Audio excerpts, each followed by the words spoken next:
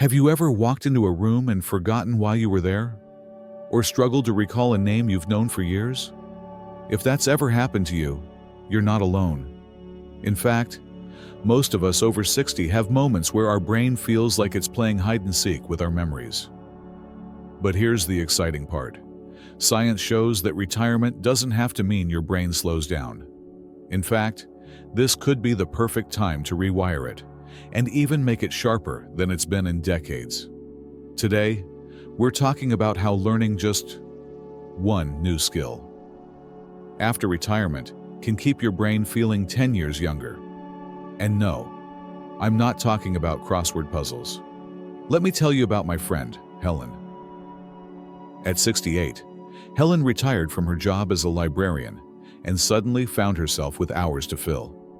She tried binge-watching TV, but after a few weeks, she noticed her focus slipping. Even her beloved mystery novels felt like work. Then, on a whim, she signed up for a watercolor class at her local community center. Fast forward 6 months. Helen's not only painting landscapes, she's proud to hang on her walls, but she's also noticed something unexpected. "I remember directions better," she told me. "And when my grandkids visit, I can keep up with their games again." What Helen stumbled onto is something neuroscientists call neuroplasticity. Your brain's ability to rewire itself at any age. Think of it like a muscle. The more you challenge it with new, unfamiliar tasks, the stronger it gets. But here's the catch. Your brain loves novelty. Doing the same crossword every morning? That's like lifting the same 2-pound dumbbell forever. To really grow, you need to try something that feels uncomfortable at first. Something that makes your brain sweat a little. So, what kind of skills count? Let's break it down. First, pick something that genuinely excites you. This isn't about forcing yourself to learn quantum physics or mastering TikTok dances, unless that's your thing. It's about curiosity.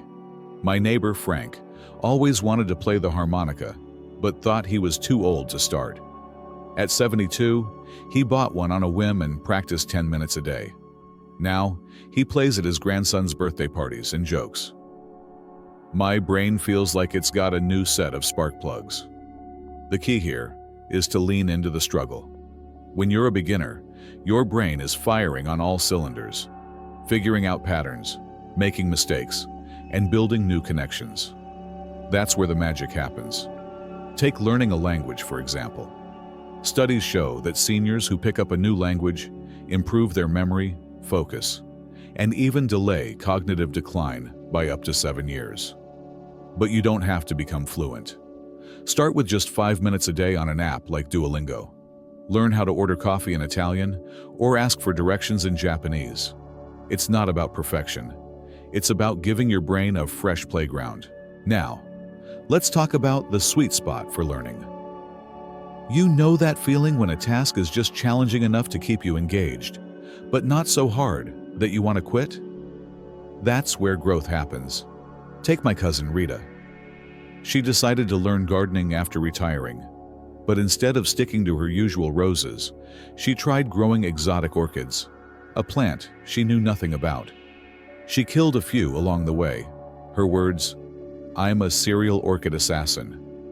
But the process of researching, experimenting, and problem-solving gave her brain a workout she never got from her old accounting job. And here's a pro tip. Pair your new skill with social connection. Join a class, find an online group, or teach a friend what you're learning.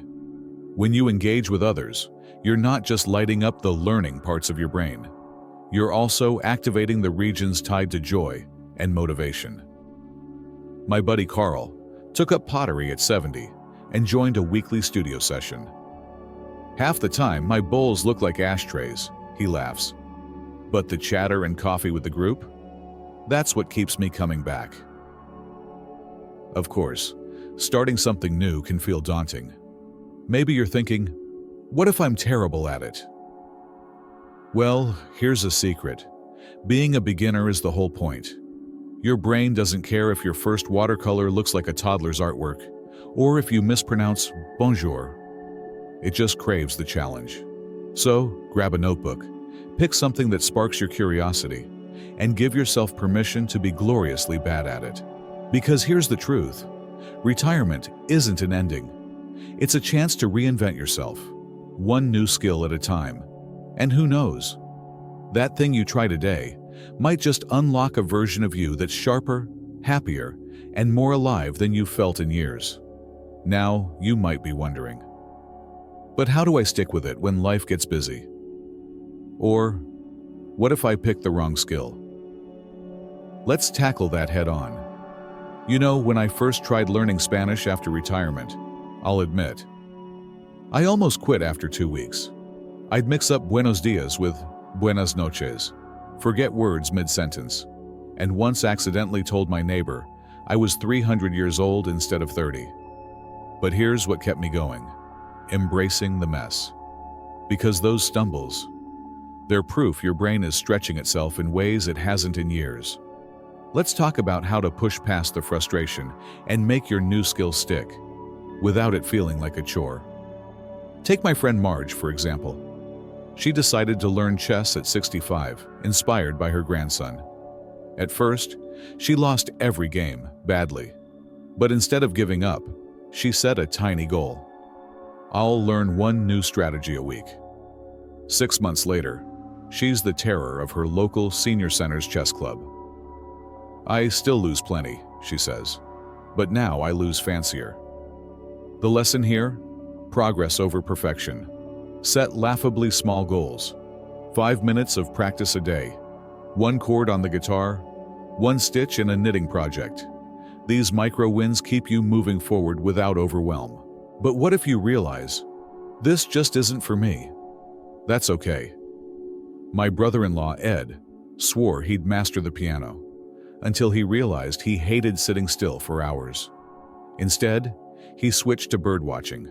Now, he hikes with binoculars, learns bird calls on an app, and even paints the species he spots. Turns out, I needed to move, not memorize sheet music, he says. The key is to stay curious, not stubborn. If a skill feels like a slog after a fair try, pivot. Retirement is your time. No grades, no deadlines. Here's another trick. Weave your skill into daily life. My neighbor Lois wanted to learn photography, but didn't want it to feel like homework. So, she started taking 1 photo a day of something that made her smile. A grandkid's laugh, her cat sunbathing, even her morning coffee. Over time, those snapshots became a visual diary, and her camera skills improved without her even noticing. It's not about fancy gear, she insists. It's about seeing the world a little brighter. And don't underestimate the power of cheerleaders. When you share your journey, even the small wins feel monumental. Take my buddy, Sam. He joined a woodworking workshop and initially hid his beginner bowls under a towel. But when he finally showed them to the group, they cheered him on, dents and all. Now he gifts his imperfect creations to friends who proudly display them. Turns out, my mistakes make people smile, he says. Whether it's a class, an online forum, or a weekly call with a friend, having someone to say, "Look how far you've come," fuels your fire. Now, let's address the elephant in the room: technology. Maybe you're thinking, apps? Online classes? That's for my grandkids. But hear me out. Tech can be your secret weapon. My 78-year-old aunt, Ginny, swore she'd never touch a tablet. Then her grandson showed her YouTube tutorials for beginners. Now, she's learning calligraphy from artists halfway across the world and video chats with her calligraphy group every Tuesday. It's like having a global classroom in my pajamas, she laughs. Start small. Ask a loved one to help you download 1 app. Or visit the library. Many offer free tech classes tailored for seniors. But here's the real game changer: intergenerational learning. Teaching a skill to someone younger, or vice versa, creates a feedback loop that supercharges your brain. My friend Evelyn volunteers at a middle school, helping kids with reading. In return, They teach her slang and TikTok dances. They keep me sharp, and I keep them patient, she jokes. It's not just about the skill itself. It's the laughter, the shared frustration, the connection that keeps your neurons firing. Of course, some days will feel harder than others. You might forget a recipe you've practiced a dozen times, or fumble a guitar chord you thought you'd nailed. On those days, remember my mantra. It's not a setback, it's a plot twist. My pal Jerry, who's learning to code, puts it best. Every error message is just my brain's way of saying, hey, let's try that again, but smarter this time. So, keep that curiosity alive. Dance with the discomfort. And if you ever feel stuck, just ask yourself, what's one tiny thing I can try today? Maybe it's sketching a flower, humming a new tune, or even setting up that email account you've been avoiding. Each step, no matter how small, is a love letter to your brain saying, we're not done yet. Now, you might wonder, how do I turn these small steps into lasting change? Or, what happens when life throws a curveball? Let's talk about building resilience. Let me tell you a secret. The most powerful skill you'll ever learn isn't Spanish, painting, or chess. It's resilience, the art of bouncing back when life tries to derail your plans. Take my friend, Helen, the watercolor queen from part 1. Last year, she broke her wrist and couldn't paint for months. Instead of giving up, she switched to voice recording stories about her paintings. My brain didn't care that my hands were out of commission, she said. It just wanted to create. That's the thing about neuroplasticity. It doesn't retire. Even when progress feels slow or life throws a wrench in your routine, your brain is still soaking up the benefits. But how do you keep that momentum alive? Start by building rituals around your skill. My neighbor, Frank, the harmonica guy, practices while his morning coffee brews. 5 minutes every day, he says. It's not about becoming a superstar. It's about showing up. And here's a truth we often forget. Learning is cyclical. Some weeks you'll feel like a genius. Others, you'll wonder if your brain's gone on vacation. My cousin Rita, the orchid assassin, still kills a plant now and then. But she's learned to laugh it off. I've got a compost pile full of teaching moments, she jokes. The goal isn't to avoid mistakes. It's to let them teach you. Now, let's talk about the long game. Studies show that seniors who stick with a new skill for just 6 months see measurable improvements in memory, focus, and problem solving. But the real magic? It spills into everything. Helen swears her painting improved her balance. Standing at the easel is like Tai Chi. And Frank says harmonica breathing helps him climb stairs without getting winded. It's not just about the skill. It's about how it rewires your entire approach to life. So, how do you make it last? Tie it to joy.